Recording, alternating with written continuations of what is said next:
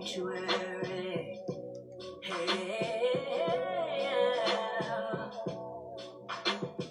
I know I'm in this world, but I'm not of this world. I'm sanctuary. Hey, oh yeah, sanctuary. Teach me the truth of my soul. I have a spiritual immune system against fraudulent love. The greatest chess move I play is going within. This is what puts me on game. Now I must own the role of the high priestess of who I am. In sanctuary, I find sovereignty guiding me. I accept the initiation into deep study to realize my sanctity as a woman. I denounce all imagery, manipulative messaging, false worship, and self-loathing about womanhood. I'm a mystical woman. Knowing my path goes far past a physical one. I stay patient and calm, knowing the divine plan for my life is working this thing out with what my life requires to be lived and expressed fully.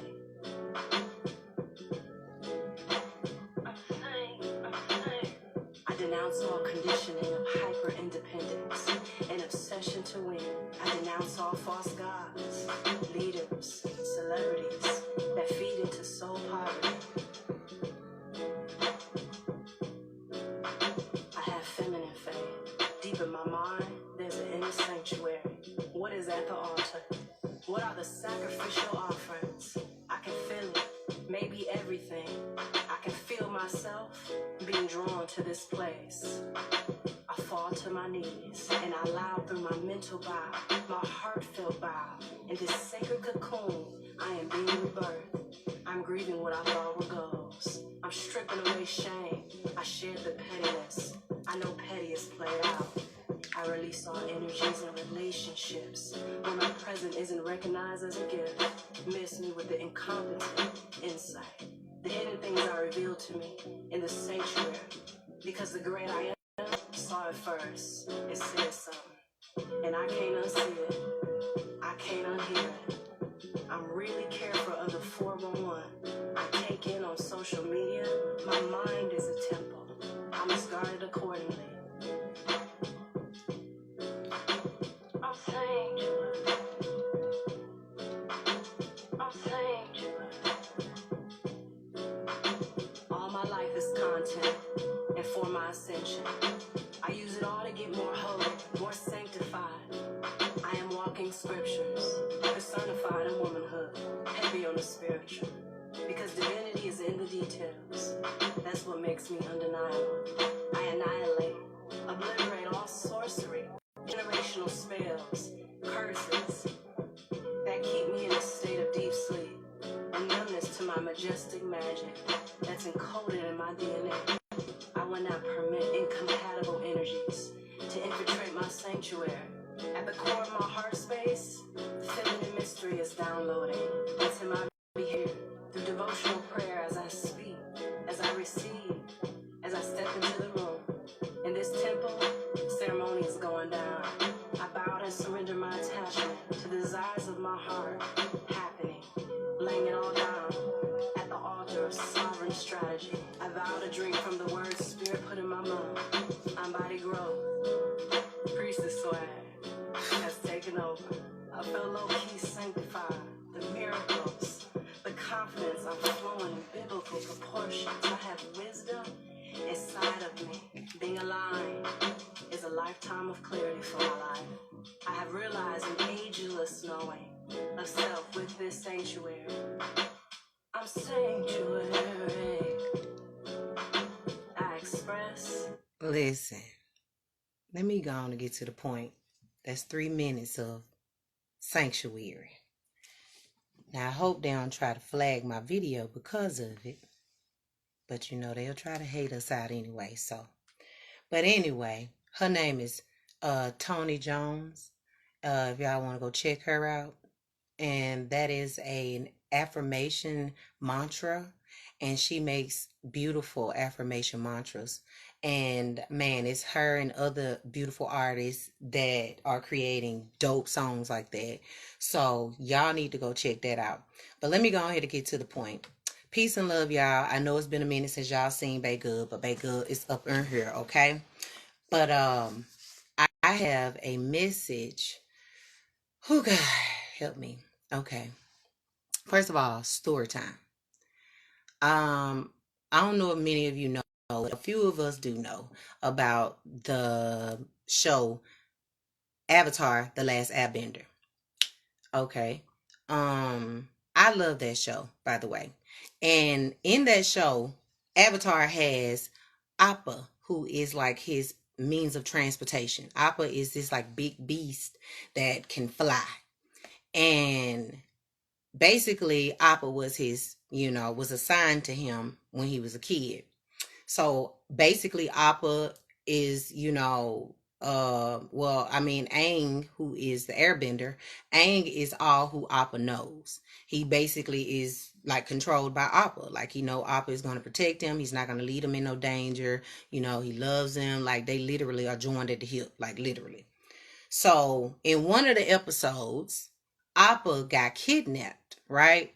And some people tried to sell him and trade him off like he was a car. Like they tried to auction the doggone beast off, like straight up. They real live hijacked the doggone beast. But okay, that's another story for a different day.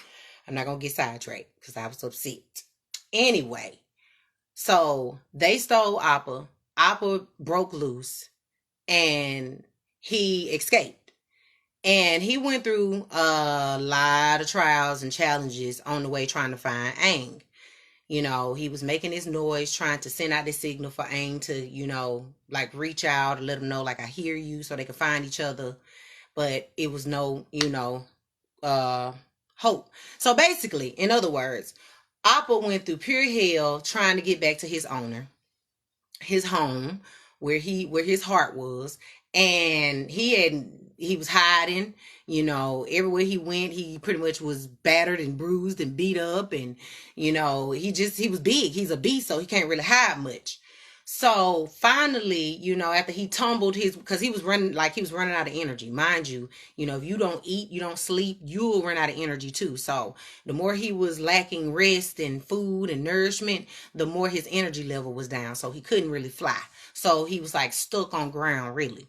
So, he would try to hide out in certain places and people would find him.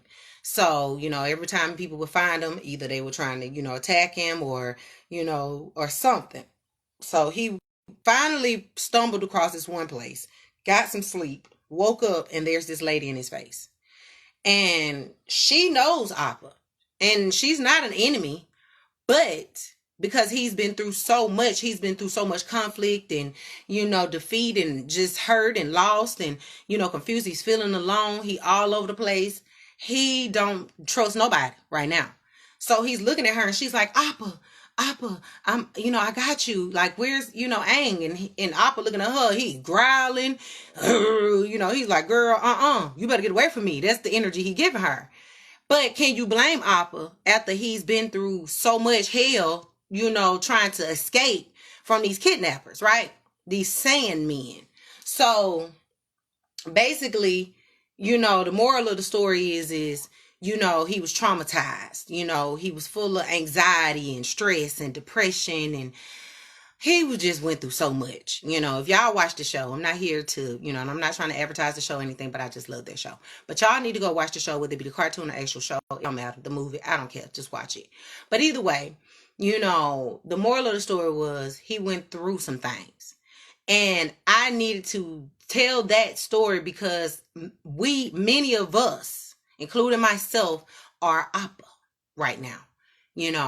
We were kidnapped mentally, when it comes down to who we are, our originality, our nationalities, where do we belong, our cultures, a lot of stuff we have been robbed of, right? And we were put under a slumber. We were,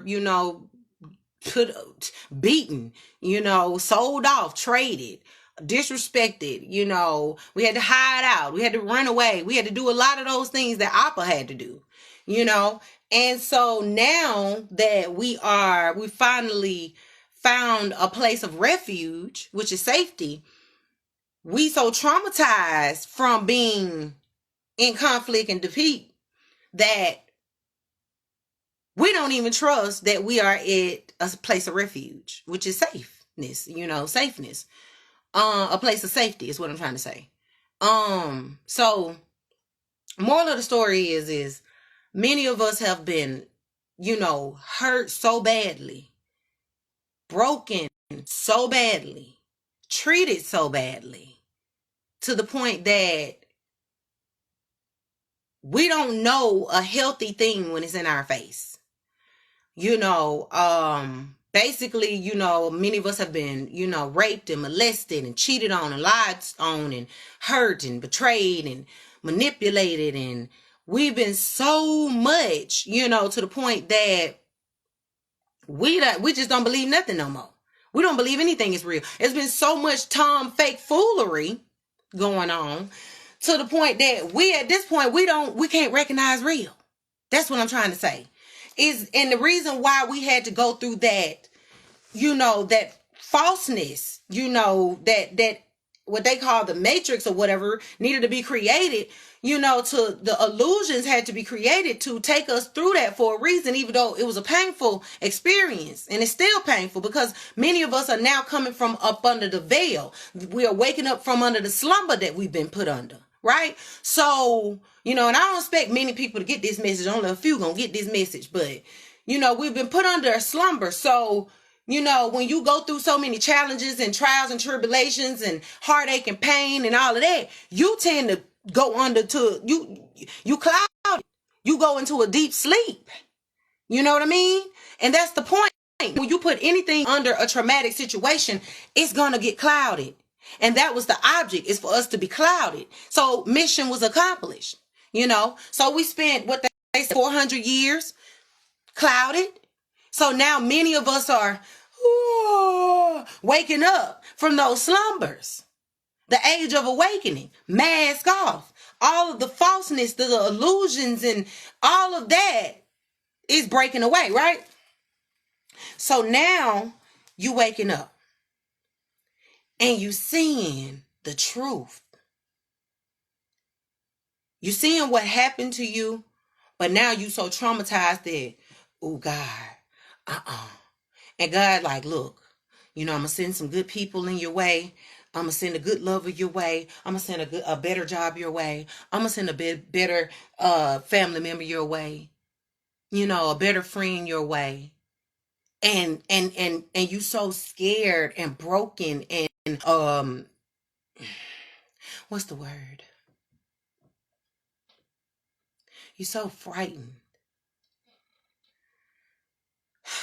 to the point you've built up a wall of protection around yourself because you've been hurt so bad that you felt like that nowhere in the world was safe. You didn't fit in because you were so big. And that if you hide, people gonna only find you and everybody gonna try to hurt you. So then you build up this wall of defense mechanism to cover yourself, to keep you from getting hurt again. And then now that you protected yourself for so long, you didn't hid yourself from your own self. You can't even see yourself. So now God has sent some people around you that can see you, that are here to help you, that are here to help mend your broken heart, to hug you so tight that your broken pieces stick back together again. But we so broken that we think everybody's still trying to break us. And I'm speaking from experience from my past couple of weeks that I've been going through my little shadow work.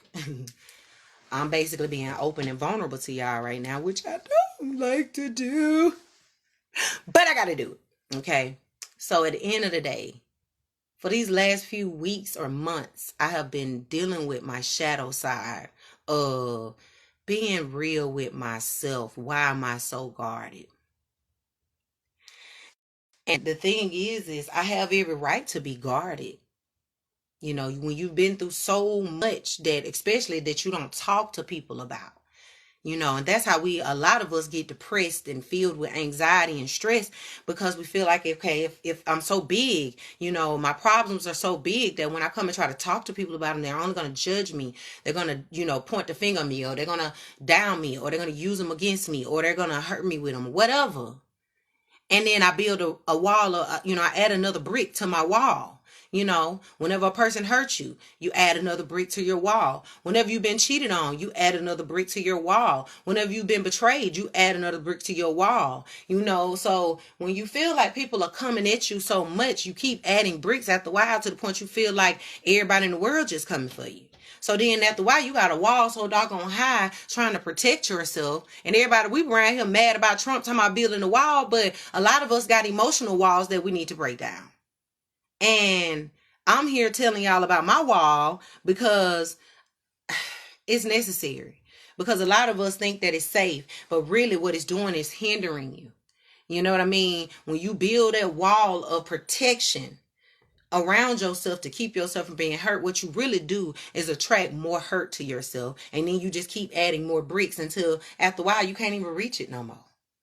You know what I mean? So it's time for us to break down that emotional wall, because, like me, for an example, many of us have experienced, especially us 80s babies, 80s babies and 70s babies, and probably before that, we have experienced rape and incest and molestations and all of that type of stuff. And some of us probably did get actually touched, and some of us probably didn't and almost did.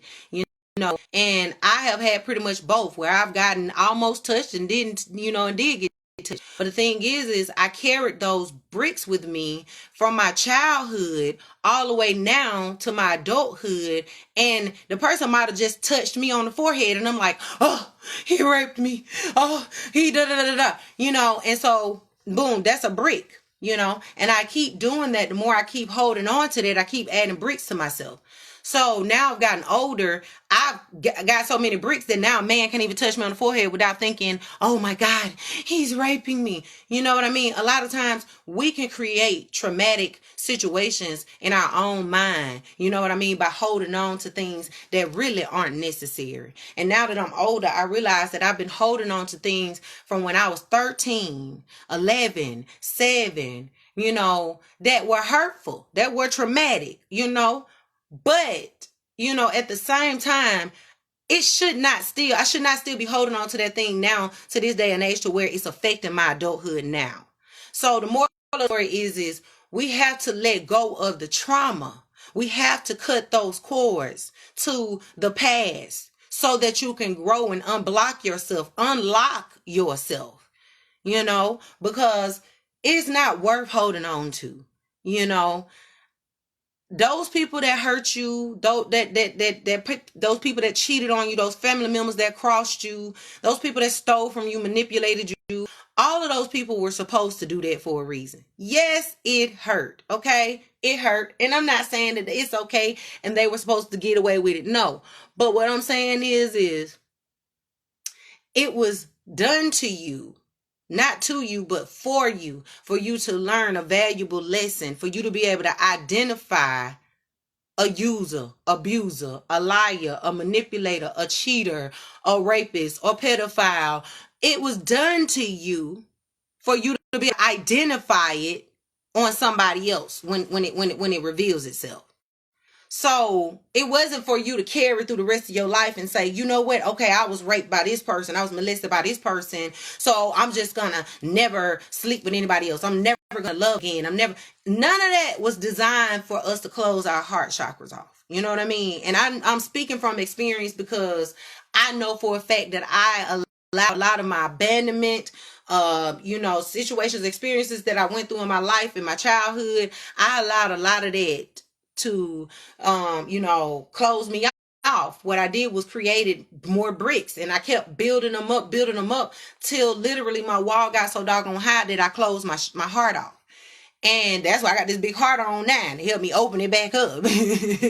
But I allowed all of my traumatic situations to close my heart off when it wasn't designed for that. God did not give me those lessons for me to turn against the world and say, okay, everybody against me, because really your environment is a figment of who you truly are. So, let's say if, you got a messy group of people around you, a whole bunch of chaos, your job is traumatic, your home, your relationship is traumatic, your house is traumatic, everything's just chaotic. Well, 9 times out of 10 is because something inside of you is chaotic. And whether we want to admit it or not, the outside reflects the inside. And a lot of us think that, okay, well, I can cover it up on the outside and nobody can see. But we all see. Everybody sees. So, no matter how much I try to hide my depression, my sadness, my anxiety, or whatever, it only hurts me. And everybody around me can see it. Let me use that guy Twitch for an example. Lord rest his soul. Everybody was saying, oh, he was such a joyful guy. And then out the blue, he just committed suicide. And I get it. That's just like Richard Pryor. Many of us laughed at this man's entire life. His life was a joke to us. We laugh, and he was hilarious. Let's be real. He was the greatest of all times. But if you go back and you watch his documentary and you actually see what was the fuel behind his jokes, his career, his success, it was his pain. And a lot of us laughed at this man being a drug addict or coming from a whorehouse, or, we laughed, but didn't know that this was his reality. And many times he got caught up on drugs and tried to kill himself, and we laughed. He even made jokes of his suicide attempts. But the thing is he was so depressed, and in that phrase, you got to laugh to keep from crying. Yeah, laughter is healing, but sometimes it can be dangerous if you're not expressing, and telling people it's okay. Look, someday I'm not ready to be funny. I'm not being funny today. I'm going to be serious today. It's okay to be serious some days. It's okay to not be okay, But many of us get caught up under these situations. Like comedians, we expect them to be funny all the time. We don't expect them to have bad days. We don't expect them to be depressed or sad because they're so funny. That's just like me being a spiritual guidance leader or speaker or whatever people would like to consider me as. People expect me not to have bad days and not to be depressed or have, sadness going on or a broken heart. But let's be real. We do. Just because we get up and we put on this image or this mask and, to the world that we are okay all the time, we are not all the time. We are human, just like everybody else. So I'm going to speak up and speak out that we all be dealing with some things in the past that we thought we let go of, but we never did. And it's still haunting you to this day. It is time to clean those things up. If that person broke your heart when you were 16 or 15 or whatever, it is time to let that person go so you can go ahead and manifest your real, true, pure, healthy love in your life. Because if you don't, you're only going to manifest that same person over and over. Many of us are in cycles that we have manifested from the past. Let's say your first girlfriend or boyfriend was a prostitute. Okay. She was a beautiful prostitute, or he was a beautiful player, and, he or she broke your virginity, and then boom, broke your heart. You still, now you get older, little do you know, you have unconsciously attracted those same mates, but just in a different shell, because you never healed. Because when that happened, what you did was you put bricks. You feel what I'm saying? Every time we get hurt, we put a brick. So, and mind you, you've attracted more pain throughout your life and other situations and relationships in your life. So you attracted more bricks. So in your relationships, you're thinking, well, all men and women ain't nothing. They ain't shit. Well, no, it's not that. What it is that you unconsciously, baby, you unconsciously manifested that same spirit, that same energy back into your life because you never healed that wound. It don't matter what age it happened to you at. It don't matter. If you were, most guys I know were introduced to sex early at 12, 11 and 12. You got older women molesting younger guys. So when they get older, they are womanizers. They are taking advantage of younger women, and they're doing what was done to them. So they attracting that same energy, and then they get upset. Okay, when this older woman, she got a real man in her life. Now he wants to become possessive. He done got his heart broken. So now he want to go on a rampage and break everybody else's heart because this older girl broke his heart. That's not fair. You see what I'm saying? But because he didn't heal his broken heart, he messed around and attracted more broken hearts. And then he left a trail of broken hearts. So the reason why I'm saying all of this is because it's time for us to heal and let go of those old ties, old strings, old wounds, that thing that you don't speak about. That thing you think nobody knows about, you feel like people will judge you about. 9 times out of 10, it didn't happen to your neighbor and somebody else beside you. You ain't the only one in the world. And I had to realize that that's the talk that I had to tell myself. But I'm learning now to be more gentle with myself and allow myself to go through the healing process that I need to go through, because I just woke up from this sleep and this slumber that I mostly put myself under. Yeah, a lot of the pain hurt me, but at the same time, a lot of it, I allowed it. I chose to stand there and allow this stuff to happen. A lot of times I was too naive. When you having challenges or people are hurting you, a lot of times that's the universe nudging you. Hey, this person is showing you who they are. Believe them the first time. But a lot of times us good people don't want to believe them. We want to keep hanging on to people that are clearly showing you that, hey, you need to let me go. But you want to hang on to people. They done hurt you numerous of times, and you still hang on for dear life. So a lot of us need to wake up and take accountability that we may have caused a lot of the heartbreak to ourselves because we chose to stay in situations that was abusive to you, whether verbal, physical, spiritual, mental. However, abuse is abuse, right? So it's time to heal and forgive those individuals that did steal from you, lie, manipulate, hurt you, whatever type of pain that was brought up on you. It is time to release that shit now, because you got something to do. You got somewhere to be. You got growth that's waiting to happen. And it can't grow in a garden where dead weeds have taken over. And, pests and all of that. It's time to regrow that new garden. So let's stop taking old dead things from the past. And I'm speaking to myself right now, to the new thing, because that's not fair to the new people, the new energy. Just because old past family members betrayed me, okay, relatives, because family, to me, blood doesn't make you family, love does. So I look at it like this. Sometimes God, we look at it like let's just be real. Most of your biggest rivals and biggest enemies be your closest, and it be your family. It be the people that you're related to. And that right there, that can make you put up a major wall. And when you do that, you say, forget the world. What we love to holler, F family, And what we do is we block God from bringing in real family, your real tribe, right? By saying that. So then now you get the real people that's coming in trying to support you. Or maybe the real people were already there, but because you were so blinded by the fake people, the false people, that now God done removed them out your way, you now get to see the real people.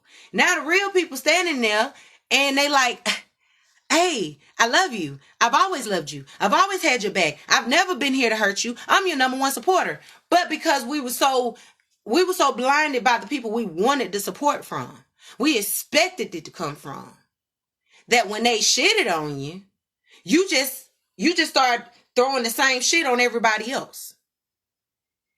And that's what I mean. It's time for us to clear that past shit. Okay? Excuse my French, but don't excuse my French. Because we grown around here. Right? And a lot of us are holding on to things that happened to us when we were 12 and 13 and don't realize that is keeping us at 12 and 13.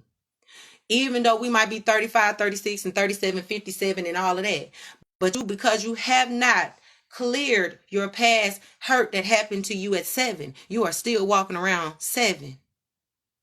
So it's time to grow up, y'all. Let's grow up, y'all. Like, I want to cry, and I ain't get on here because I'm a thug. I'm a gangster. I'm a spiritual gangster. I did not get on here to cry, y'all. But I'm dead serious. Just because you were hurt by past family members or relatives, fake friends, fake lovers, does not mean that what is coming to you now is the same thing. And the only way it's going to be the same thing is if you keep being afraid that well, what if they're going to do the same thing that this person or that place or that thing did to me? Well, you're right. You're absolutely right. They are. If you keep focusing on it. If you keep putting all of your power in it. So what I'm telling you is to call your power back to yourself. It was not your fault that you got raped. It wasn't your fault that you got molested or mistreated or introduced to sex or drugs or whatever that was not godly before time. It wasn't your fault that you went through that. So I want you to take time to hug yourselves, to forgive yourselves, to take time to write out forgiveness letters to yourselves. I need you to sit down and get your pen and your paper and speak from your inner kid. Talk as if you are that kid from that day that happened to you. However many traumas that happened to you, it's time for us to speak about it. So sit down and write it and jot it down and be real. You know what, dear? You know who? I'm mad at you. I hate you. I can't stand you because you raped me. You hurt me. You molested me. You cheated on me. You lied to me. Fuck you. Whatever you need to do, get that rage out of you.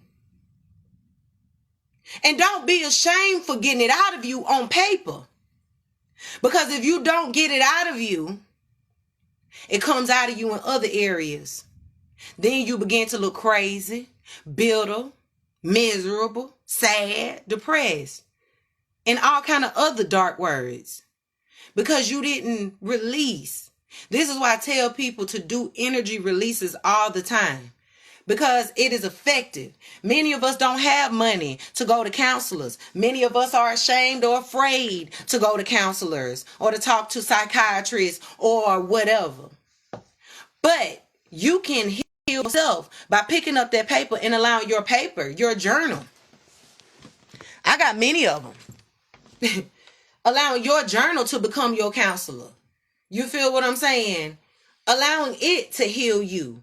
You know, I tell people, get you one that you want to keep and get you a burn journal. You know, one that you want a little notebook, something you could just rip out of, you know, if you want to burn it, you know. But we have to find a place of refuge because we have been living in such a false world to the point that we can't trust everybody no more. Everybody ain't got the attention span to listen to you, for one. Two, when they do, if they do, they listening to you so they can go back and use it as daggers to hit you with. Or whatever. Either way, many of us have bottled up so much because we have been, you know what? Well, Lord, I can't trust nobody. It's so much fake, so much tomfoolery around here. I can't trust nobody, God, so I'm just going to hold it all in. I'm just going to bottle it all up to myself. Nobody gets me. Nobody listens to me. Nobody hears me. Nobody sees me. So then we're constantly adding more bricks the more we do that. And the reason why I say go write is so that you can help begin to take down those bricks. So you writing that letter to yourself is helping you to break down that brick wall. It's taking up a spiritual shovel or a mallet or whatever you want to call it. And we're going to knock that wall down together. Because yes, you have every right to be guarded. Yes, you have every right to be defensive and, protective of your energy now. That's why I played that song in the beginning of this live, Sanctuary. Many of us are guarded because we realize now I'm precious. I'm a good heart. I love people. I want happiness, peace, and love, but I'm not going to keep letting nobody hurt me. And then that's how we lose a lot of good people, because their hearts turn dark and cold because we allow the darkness of the world to turn us dark. But that's not what it was designed for. It was designed to make you stronger so that you can come back and help heal the next with your testimony, like I'm doing right now. So at the end of the day, y'all, it's time for us to go and do that healing work. Don't be afraid to go sit down and pick up that pen or that piece of paper. Just like you go pick up that pen to go get you a job, you go pick up that pen or that finger, that phone to cuss somebody out. Whatever you need to do, pick up that same pen and go write from your inner kid. You feel me? Dear mama, dear daddy, dear grandmama, dear universe, dear whoever. You feel me? Y'all, hold on, y'all. Hey, baby, I'm live. I'm gonna call you back soon as I'm done, okay? All right. But like I said, y'all, basically, dear whoever you need to title this letter to. Dear molester, dear raper, dear whatever, who taught you bad habits, who taught you how to be a womanizer, who taught you how to be promiscuous, who taught you how to be cold-hearted, who taught you how to be nothing. That's what I'm telling you. Go and write that down. It's time for to break yourself away from that soul tie, that string, that connection, that old energy of yourself if you want to progress. I ain't talking to nobody who want to stay the same. I ain't wasting my energy on people like that no more. Like, I'm just not. I'm talking to people who are trying to figure out what's wrong with me. Why do I keep losing people? Why do I keep friends keep betraying me? Why do I keep attracting cheating lovers? Why do I keep, why I can't get a relationship with my parents or whatever? Why can't I have a healthy relationship with my family? Why? These are the people that I'm talking to. Probably because you've been holding on to some stuff. Because you probably overly guarded. It's okay to be guarded and protective and cautious of yourself and your energy.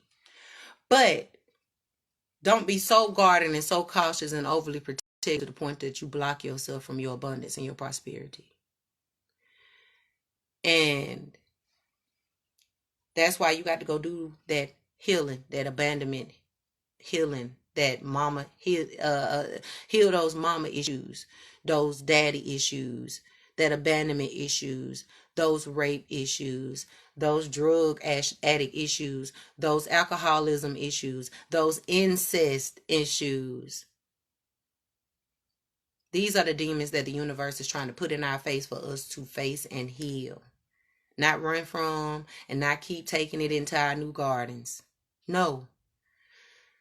I have not went live in so long, and I didn't want to go live tonight. But at the same time, I know that this message is very much needed, so don't be stingy. Share it. I said it all for you. Go do the work by sitting down and write a letter. Don't write no one-page letter, because trust me, you are not a one-page letter. This letter that you are writing is your life. So go and sit down and write about those dark moments that you refuse to speak about because it is rotting you from the inside out. I'm going to say that again. Go and write about those dark things that have hurt you and broken you and bruised you. Because if you don't, you're going to rot from the inside out. And I mean that in the most respectful way. I'm saying because what we don't heal, we mess around and we manifest that into physical diseases. That's where cancers and diabetes and heart attacks and strokes and ulcers and cysts and all of these diseases stem from depression, anxiety, sadness. All of that, it stems from what we hold in here. What we hold in here. and it darkens you worse. And then nobody gets to see who you truly are. So stop robbing yourself and the new beautiful tribe that the universe is sending your way because of what the dummy tribe did. Okay? And I'm going to say dummy tribe because that's like you starting a new job, or like, say for example, okay, example, I was starting this new job years ago, and I was going to be a what is it called? It I was working in a healthcare place, and they had to teach you how to do CPR and all of that type of stuff. So they had made us take these classes, for at least like a month before we could actually work with real people. So they would give us these dummies and, all this type of stuff, take us through something that made it seem like it was a real job, but it was an actual decoy of what we was finna go through. And that was to prep you for the real deal, right? Same way when it comes to life. The same way when it comes to the Most High God. A lot of times the universe will send you a dummy tribe, a dummy lover, a dummy friend, a dummy, job or whatever, a dummy, whatever, just to get you prepped for the real thing. You feel what I'm saying? Not to close you off because you made a mistake or you failed or whatever. The only reason why you failed anyway is probably because you quit. Not because somebody else said you failed. No, it's because you quit. That's the only reason why we fail. So at the end of the day, a lot of us don't make it to the top because we get caught at the dummy part, right? And sometimes, okay, well, we'll fail that first test, right? That's just like your driver's test. You go and take your written test, you pass it with flying colors. Now it's time to take the driver's test, and boom, you passing it almost, but you missed it by a couple of points because you were speeding a little bit. So now you got to come back and take it again. You're upset, but at the same time, you got to do it again till you get it right. You might have to go back 2 or 3 times, but the only thing that makes you a failure is the fact that you don't try again, right? But that don't mean you're a bad driver. It's just that they want you to follow the rules and get it right. They want to make sure you're good before you get out there. So the same way with God. Sometimes God will send you tests and people and situations so that you can learn and appreciate when the real deal come along. You will be able to identify that thing, right? Also, when frauds come along, after you done graduated, you will be able to smell them a mile away. You'll be like, nigga, excuse my French. Go on now. Don't even waste your time because I know what you're here to do. You look like you got it all over you. The object was for us to learn from it, right? And grow from it. So let's learn and grow from the past. If you didn't have a father in your life, I'm sorry. I apologize for you. To you. If you didn't have a mother in your life, I apologize to you. If your family broke your heart, I apologize to you. If your friends betrayed you, I apologize to you. If all your lovers cheated on you, I apologize to you. You didn't deserve any of it. But you got to go and write to yourself and say, you know what, self? You didn't deserve none of this. You didn't deserve to be hurt. You didn't deserve any of that. But we got to grow. Or we ain't going to go. Y'all heard the rhyme. We got to grow. Or we ain't going to go. You feel what I'm saying? So it's time to sweep out all of that old past debris. All of them little spiritual crumbs that was left from the cookie that crumbled. Because God had baked you a new cookie. And he wants you to be able to enjoy that new cookie. But you can't enjoy that cookie because you still got that same bad taste from the last one in your mouth. Ooh, I just seen lightning outside. I got chills all over me. It's time for us to get that bad taste. Woo! It's time for us to get that bad taste. Ooh, y'all hear that thunder? Get that bad taste out of our mouths from that past cookie. Because God got some big old chocolate chip chunky cookies over here for us. They good, warm, soft-baked cookies. They're going to melt in your mouth.